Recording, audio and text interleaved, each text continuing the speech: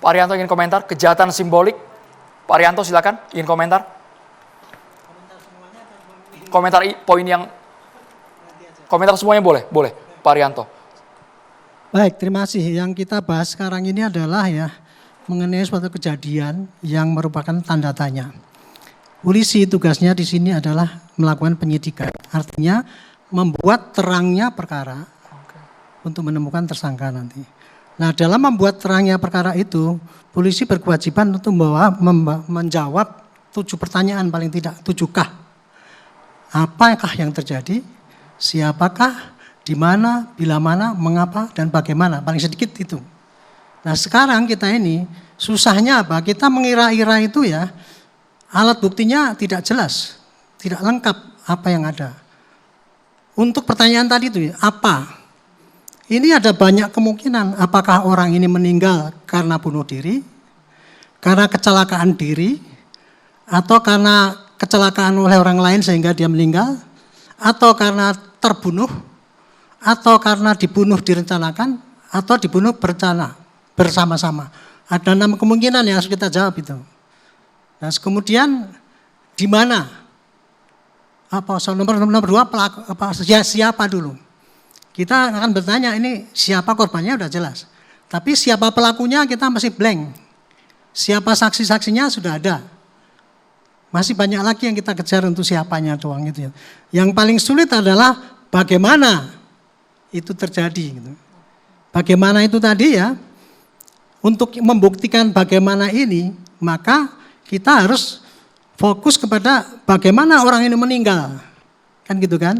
Nah, kalau untuk orang meninggal ini, bukti-bukti yang harus dikumpulkan adalah nomor 1 adalah apa yang ada di tubuhnya. Jadi hasil otopsi. Otopsi dan patologi. Harusnya harus otopsi itu. Kalau udah kayak gini ini nggak mungkin kita cuman kalau yang cuman dilihat visum luar itu sangat konyol itu menurut saya. Itulah makanya kemarin saya kaget loh kok ada saran untuk ekshumasi. Apakah kemarin tidak diotopsi? Itu yang saya tidak tahu ya. Kalau kasus kayak gini ini harusnya tuh nomor 1 diotopsi. Gak bisa langsung, wah ini gak ada apa-apa langsung dikubur. Kemudian nanti diekshumasi. Ya nanti sudah berubah data-datanya gitu. Itu tadi ya. Jadi kunci untuk mengejar ini apa sebetulnya yang terjadi. Ini nomor 1 sebetulnya hasil daripada otopsi atau ekshumasi itu dijawab dulu itu sebabnya itu. Ini posisi, mohon maaf Pak, posisi jasad sudah dikuburkan Pak, sudah dimakamkan. Apakah menggunakan?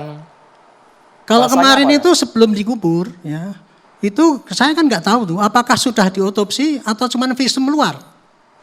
Itu harus kita tanyakan. Karena bahasa polisi menunggu hasil otopsi, sedangkan jenazah sudah dimakamkan. Itu pertanyaan itu bisa dijawab mungkin kemarin sudah diotopsi tapi belum tahu hasilnya. Kalau keterangan polisi begitu itu berarti sudah diotopsi tapi belum tahu hasilnya.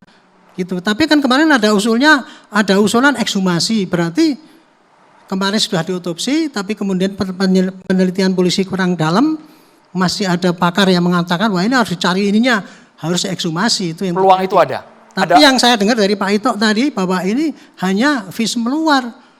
Nah kalau itu ini jadi menurut saya kalau hanya kemarin itu visum luar, inilah akibat blunder. Harus dilakukan ekshumasi supaya bisa diketahui kenapa orang dimati. Ini kunci nomor 1 ini. Karena apa ya? Untuk mengetahui siapa pelaku yang lain. Dari CCTV sudah tadi lengkap itu.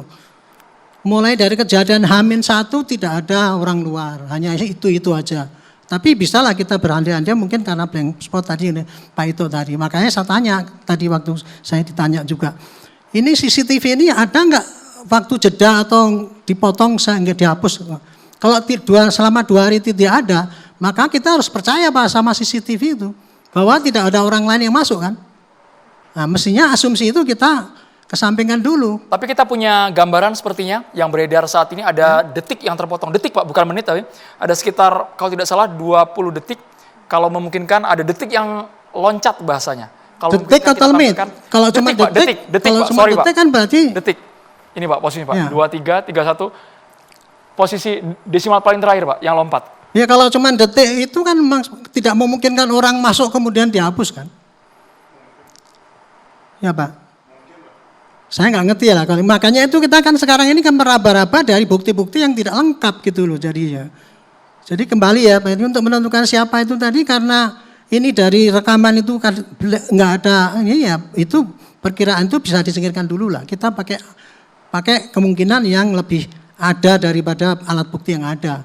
Nah, tapi kalau sekarang ini kita hasil otopsinya nggak ada ya, kita nggak bisa mengatakan itu mengambil kesimpulan Pak gitu Pak. Menurut hemat saya ini blundernya karena tidak ada hasil otopsi ataupun hasil ekshumasi yang ada gitu. Jadi kalau ditanya mau cepat atau lambatnya ya tergantung dari itu dulu menurut saya. Yang kami tangkap hasil proses otopsi sudah diambil sebelum jasad dimakamkan. Yang kami tangkap kemarin Pak. Ya. Bisa. Otopsinya apakah luar dalam atau cuman proses otopsi tapi ya? hasil belum dirilis? Nah, itulah, itu kan hanya berita polisi gitu kan. Saya sendiri juga sebagai polisi juga ngerti karena nggak tanya gitu. Tapi ini harus ada kejelasan ini. Otopsi itu kemarin sudah dilihat luar dalamnya. Apalagi Ibu tanya tadi kan apakah ada cairan yang keluar, itu hasil otopsi itu harusnya ada di situ. Nggak usah diotopsi pun kalau cairan keluar tuh sudah dari apa namanya, kalau pemeriksaan Pak itu apa ya Pak, pemeriksaan di luar itu ya, visum aja itu ada Pak. Kalau seandainya visum ya, itu cairan yang keluar apa-apa itu sudah dari visum itu sudah ketahuan. Tapi kalau otopsi itu apa yang di dalam tubuh itu ketahuan gitu. Jadi mekanismenya harusnya sebelum dimakamkan, karena kan kami menangkap waktu itu di hari ketika ditemukan, ya. Kalau tidak salah sorenya langsung dibawa ke ya. Jogja Pak ya. Mm-hmm. Maksudnya tidak ada jeda berhari-hari untuk proses. Kalau dugaan saya ya itu ya, dugaan saya ini ya, kalau lihat kecepatannya kayak gitu itu, kelihatannya kalau tidak sempat terotopsi, hanya apa itu tadi saya lupa lagi, keterangan dari visum, hanya di visum saja, visum luar saja, itu. Jadi itu yang membuat sampai sekarang. Kalau menurut saya itu jadi belum. lama itu. Dan kalau seandainya tidak diotopsi atau tidak ekshumasi, nggak akan ketemu sebab ini. Kita hanya kira-kira saja jadi. Baik, supaya tidak kira-kira. Kalau supaya scientific dan bisa ditanggungjawabkan kepada hakim nanti ya, itu harus hasil otopsi ataupun ekshumasi untuk mengetahui apa sebab kematian daripada itu. Barulah kita bisa menyimpulkan, oh ini kira-kira bukan bunuh diri ya, kecelakaan diri, atau ya kalau saya sih kira-kira kalau memang seandainya hasil otopsi itu matinya karena apa yang di dalam itu ya, itu paling kecelakaan diri yang dia tidak sadari mungkin. Temuan kira-kira dalam tubuh korban itu jadi fundamental dalam sebuah proses sangat menentukan. Mengapa matinya orang ini, itu nomor, kalau yang namanya penemuan mayat itu Pak ya, kunci terbukanya itu adalah kenapa orang itu mati. Harus ada keterangan itu, baru yang lain-lain siapa yang membunuh. Sampai Pak Arianto tersebut blunder tuh konsekuensinya luar biasa loh Pak ya. Sampai Bapak mengatakan sesama polisi Pak ya. Bapak seandainya kemarin itu ternyata tidak diotopsi, itu merupakan blunder bagi saya. Sesaat lagi kami akan segera kembali di Catatan Demokrasi pemirsa, tetaplah bersama kami.